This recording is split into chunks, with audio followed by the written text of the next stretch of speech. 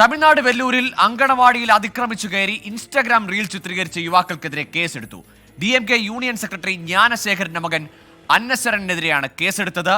ആവേശ സിനിമയിലെ ബാർ രംഗമാണ് അങ്കണവാടിയിൽ ചിത്രീകരിച്ചത്.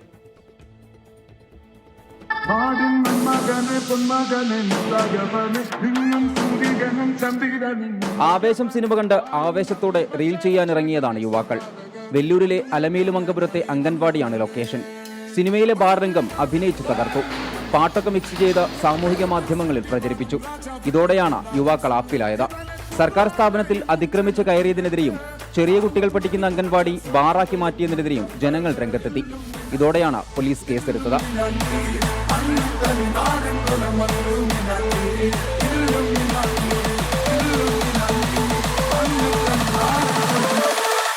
മുഖ്യപ്രതി അന്നാശരൻ ഉൾപ്പെടെ അഭിനയിച്ചു തകർത്ത എല്ലാവർക്കുമെതിരെയും സത്തുവാചാരി പോലീസ് കേസെടുത്തു. 10-ലധികം യുവാക്കൾ സംഘത്തിലുണ്ടായിരുന്നു. സർക്കാർ സ്ഥാപനത്തിൽ അതിക്രമിച്ച് കയറിയതുൾപ്പെടെ 3 വകുപ്പുകൾ ചുമത്തിയാണ് കേസെടുത്തിട്ടുള്ളത്.